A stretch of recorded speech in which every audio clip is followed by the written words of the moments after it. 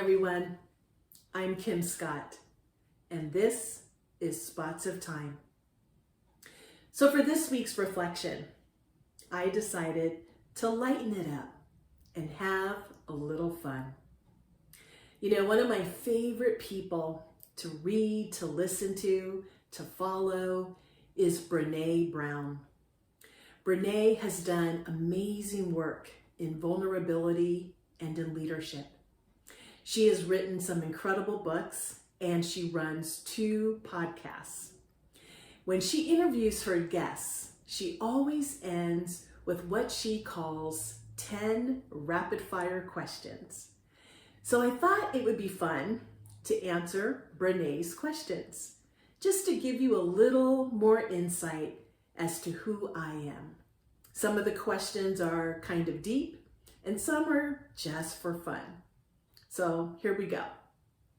Brene's first question is, vulnerability is, fill in the blank. Well, I think vulnerability is necessary.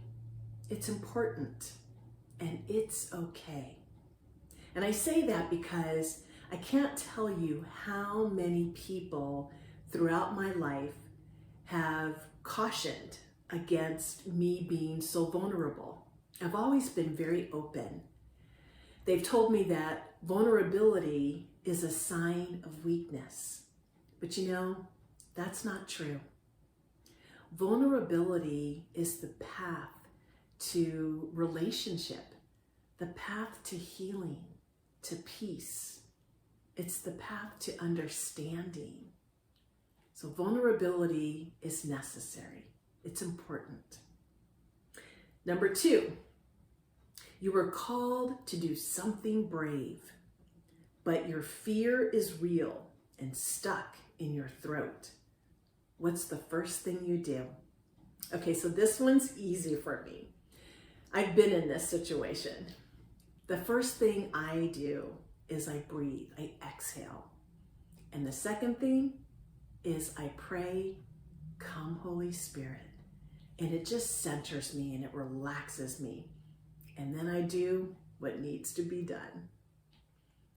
Number 3, this is probably my favorite question. What is something most people get wrong about you? Well, most people think I'm serious and deep in thought all the time. And I am a serious soul. But I know how to have a good time and I can be funny also. Ask my family.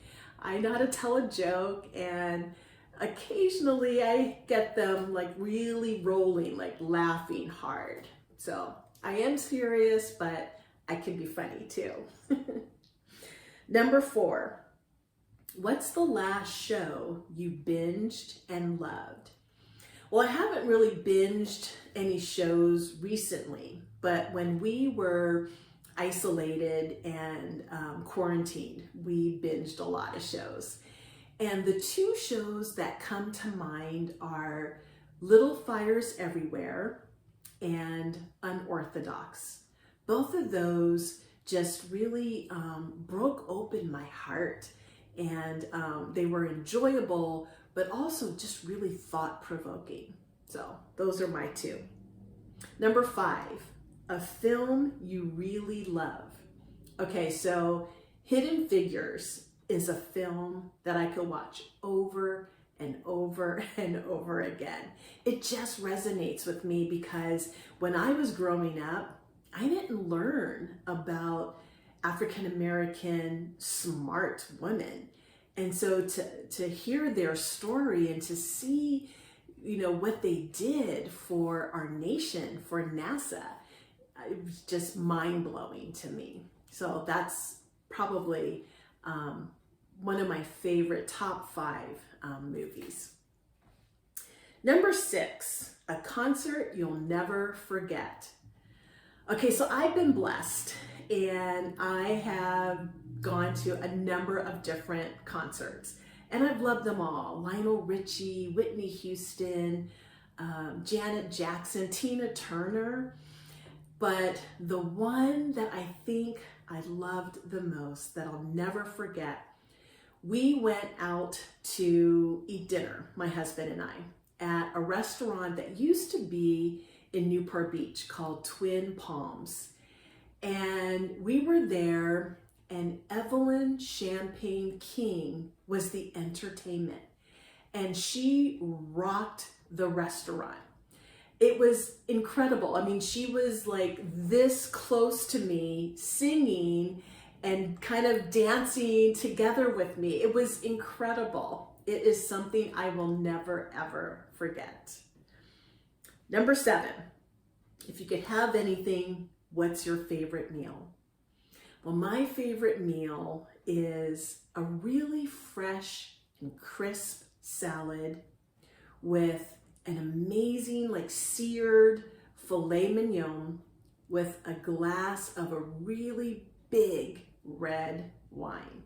That's my favorite meal of all times. I could probably have it 7 days a week, but I can't. So, but that's my favorite meal. Number 8, what's on your nightstand? My Bible, a book called The Better Part. It's kind of reflections on the gospel readings, and my journal book to write down all my crazy thoughts for these reflections for spots of time. Number 9, give me a snapshot of an ordinary moment in your life that brings you joy. The one thing that comes to mind is Saturday family night. Now, when we were in the shutdown, I mean, we had Saturday family night every week. And we even had family nights in the middle of the week because we could.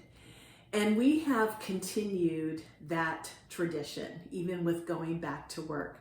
We don't get to do it every Saturday, but I would say once a month, we carve out a Saturday evening where we have family night. We just had one last weekend, and I mean, just over silly things, we were rolling, crying, laughing. And we usually play games, we listen to music, and just have a good time. Just unadulterated fun. The last question. One thing you're deeply grateful for right now. I can't name just one thing. I am deeply grateful for my family, my husband and my daughter. And I'm deeply grateful for the love that we share. We are an amazing, incredible, life-giving unit. So that's what I'm deeply grateful for. But I'm also deeply grateful for this opportunity, spots of time, to share my voice, to live out my purpose, and hopefully helping to bring forth hope and healing in others by sharing the insights of my life experiences. So that's the 10 rapid fire questions. And I encourage you this week to answer those questions yourself. And I would love to hear some of your responses. So please share them with me. Before we go, I just want to share that last week's verdict of Derek Chauvin really stirred up in me a lot of deep thoughts, serious thoughts about race, about our country moving toward healing. And I'm working on a reflection about those very things, about race and how we can move our nation toward healing. And so I'm hoping this week to have more space and time to reflect in hopes of bringing that to you maybe next week or the week after. That's it for this week. God bless you. Peace be with you.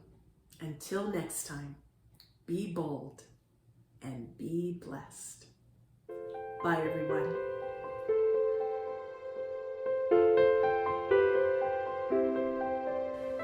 Thanks for watching. Please consider subscribing. This beautiful music you're listening to is provided by Michael Upward. You can also catch me on Instagram at spotsoftime.yt. Thanks, everyone.